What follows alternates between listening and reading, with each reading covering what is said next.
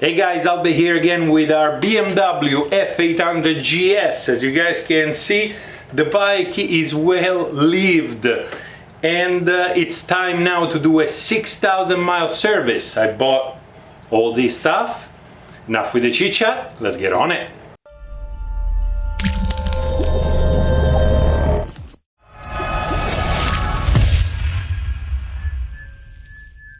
Before we start working on the bike itself, let's see what we need to do a 6,000 mile service. First and foremost, I recommend to buy this book, not only because it tells you exactly what to do, also gives you all the torque specs that you need to know to do a proper job. Once you have this book, I made a copy of the page with the maintenance schedule, and I highlighted what I actually want to do to the bike on top of what is required. We're gonna start with a good wash of the bike because I'm not known for washing the bike. This bike is almost 2 years old. I think I've seen soap maybe twice in 2 years. So this time around there's gonna be a good scrub with actual soap rather than just a spray with a hose. As always, for all this stuff, check down the description below because I'm gonna put links for everything, but let's begin with the first item on the list. Let's give some soap to the bike.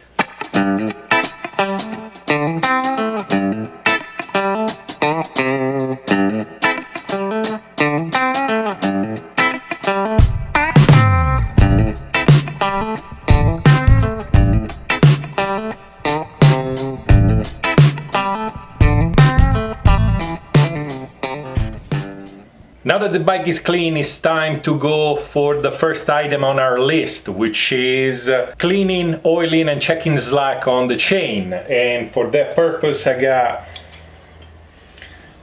the chain cleaner and I got chain lube, and I'm gonna employ the help of the grunge brush.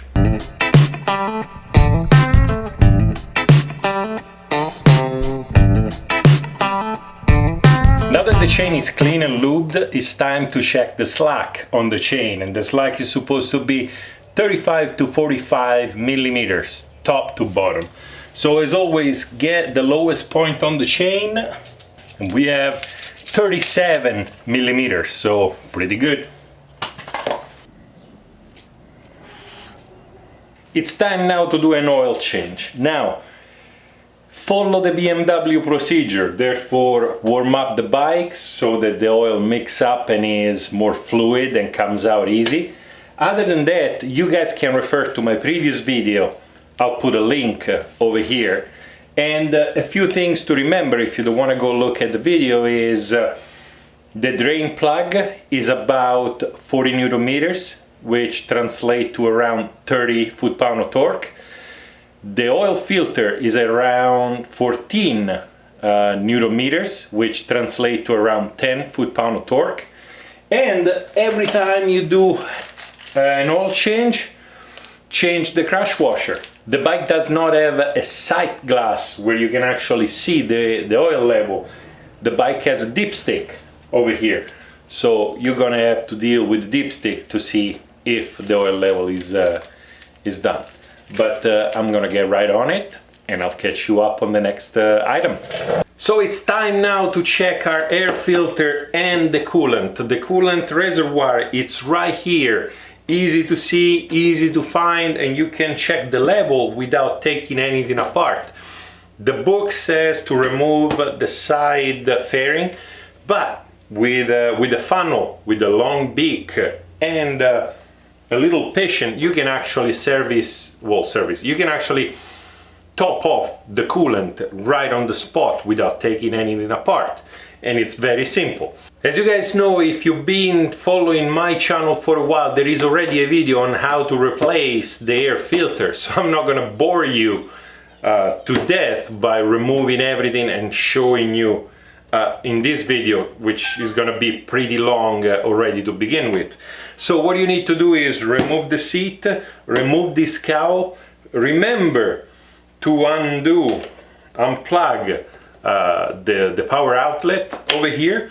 Once this one is removed, the air filter is right there, right under. So get on it. It's very simple. Check out the video. It's going to show you how to do that in detail. And that's about it. It's a matter of 30 minutes worth of work. So it's not such a big deal, but let's move on. So it's now time to check the clutch cable and the throttle cable. What you want to do on the clutch cable is feel the travel of the lever and make sure it's not rough. So if it's still nice and smooth, you're good. If it's rough, time to remove the clutch cable and actually lubricate it. Now, another thing you want to check on the clutch cable is the slack. You need to have about a quarter-inch worth of slack down here on the lever where you're not pulling pretty much anything. If you don't have that slack, or if you have too much slack, you need to adjust the clutch cable either up here or down there by the engine. When it comes to the throttle cable, same thing for the throttle cable. So you grab the throttle, you move it, make sure that it is nice and smooth, that there is no rough spot. And same thing for the throttle cable, there should be about a quarter-inch of slack on the throttle itself. So feel that. Now, same thing, if it's rough, remove the cable and lubricate it. There is a tool to lubricate the cable that makes it a million times easy. And the same thing with the slack. If you don't have enough slack, or if you have too much slack, you can adjust the throttle cable as well. It's time now to do the brake system. Now, when it comes to the brake system, there are a few things we need to check. We need to check, obviously, the level of the fluid.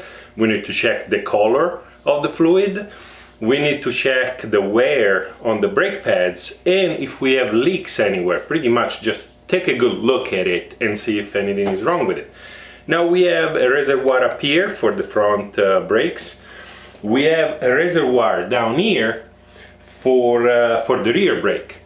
Now the front system is way bigger than the rear system, so there are a few key differences that you need to pay attention to, not to over service the system, especially the rear one.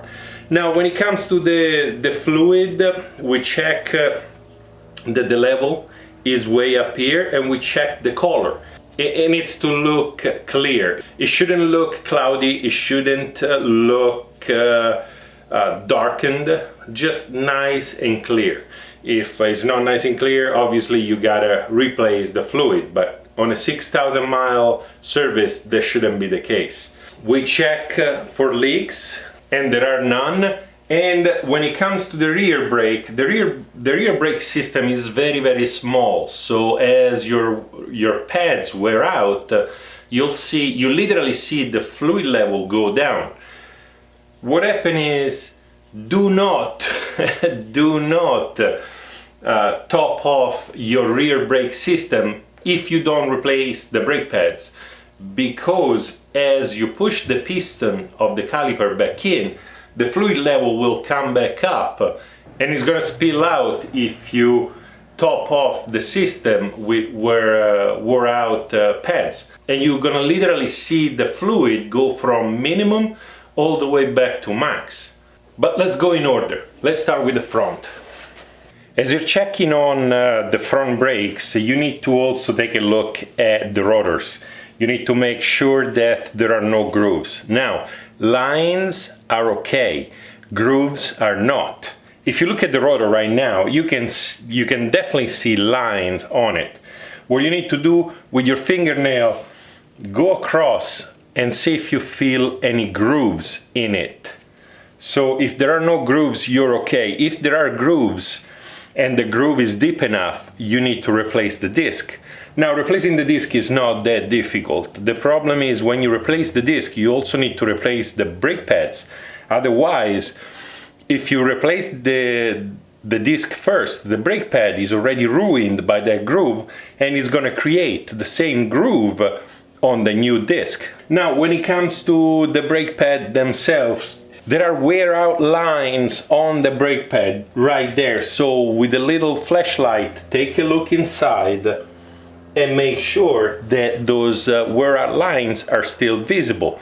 If your rotors are okay and if your fluid up top is okay, you're all good. You can move on to the rear system. It's now time to take a look at the rear reservoir. As you guys can see, the fluid level is almost at the minimum line over here, and at the same time it's pretty dark. The rear system has very little oil, way less than the front system. The lines are shorter, the reservoir is smaller. The caliper itself is smaller, so when the piston expands, most of the oil is gonna go into the caliper.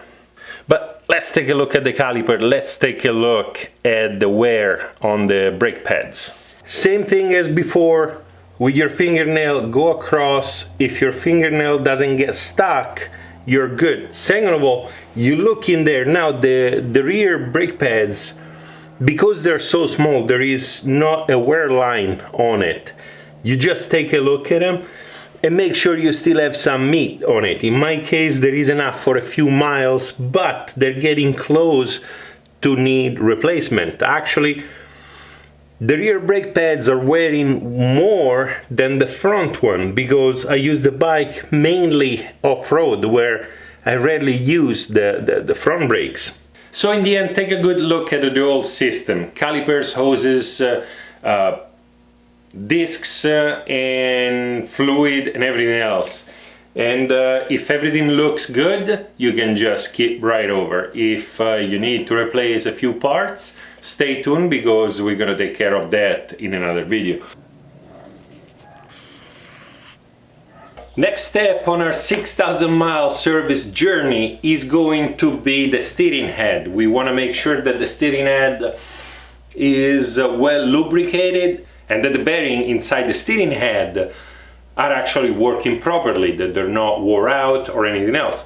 To do so, we grab a jack, and if you have a center stand, it's gonna be a big help at this point. So you put the bike on the center stand, you grab one of those car jacks and set up the car jacks under the skid plate so that the front wheel is off the ground. So what you need to do is move the wheel lock to lock and make sure that the movement is smooth. It doesn't grab, it doesn't grind. It's just a fluid motion. If it's a nice and fluid motion, you know that the bearings are okay. Another check you need to do is get yourself in front of the bike, grab the front suspension and move it back and forth. Now we're checking the play of the steering head bearings. And there is no play whatsoever. If you do have a steering damper like I do, when you do this check, it's the time to also check if all the bolts that keep the steering damper in place are still tight firmly. So it's time to do it now. Give it a look. It's time now to lubricate all the pivoting point. Everything that moves on a pivot, it's time to give it a lube. Obviously, it's time to lubricate anything else that pivots.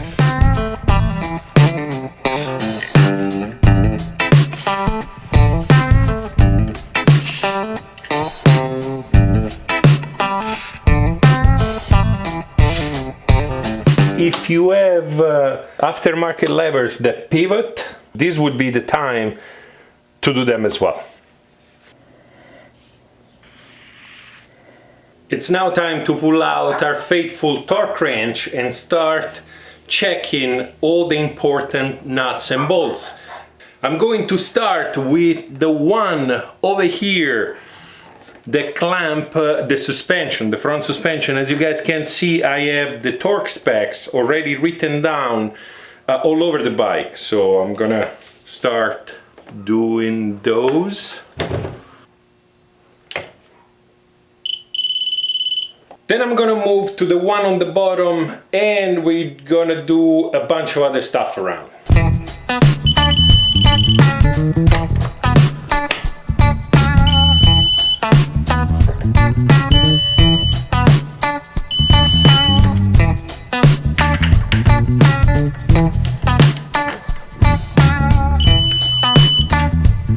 So we have 37 foot-pound, 37 foot-pound, 74 foot-pound, which loosely translate to 100 newton meters, 50 newton meters, 50 newton meters.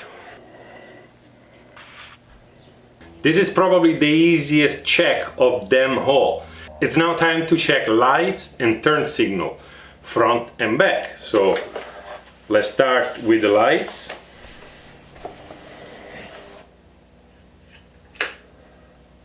High beam, low beam, flasher, and to check, I need to start it up.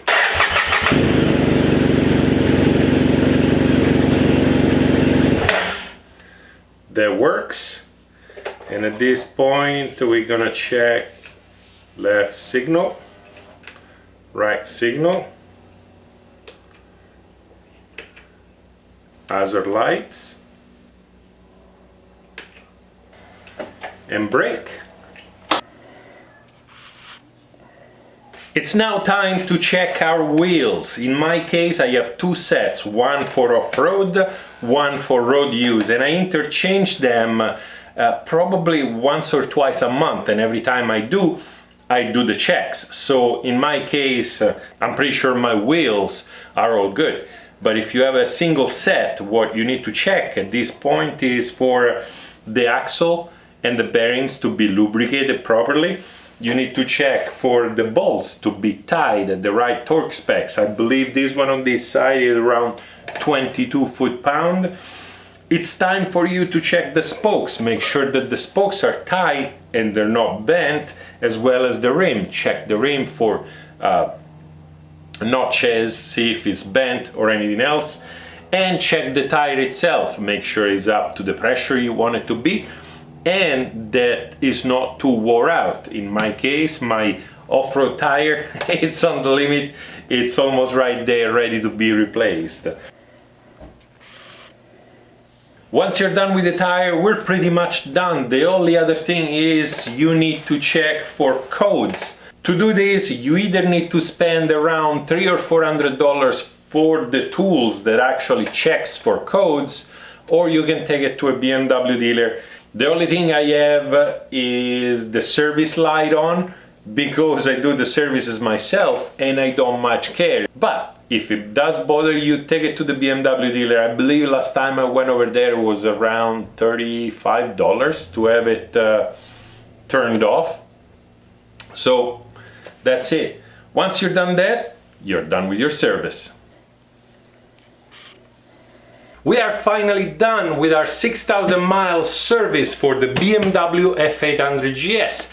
It's not that difficult, especially if you keep referring to my videos, obviously, and this book for the torque specs, which they're kind of hard to remember. I mean, little by little, you can write it on the bike as I'm doing.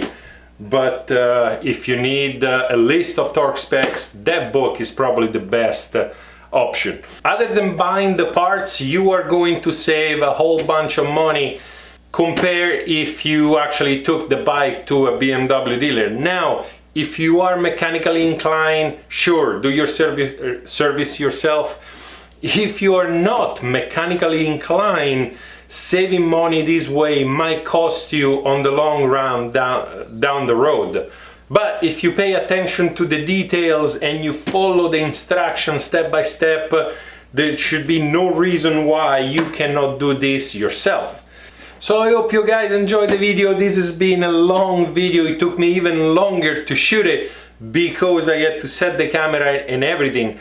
If you're doing this in your garage by yourself, it should take you about half a day. If you don't know your bike that well, might take you a little longer, maybe a day, but it shouldn't be anything more than that. As always, for everything I used in this video and some of the tools I used in this video, check the description down below for links. Other than that, get yourself one of those fantastic Albe ADV shirt, or if you like the Outrider shirt, there's gonna be a link for this one as well. In the meantime, if you like the video, if you love the video, subscribe, dirt on, and I'll see you next time.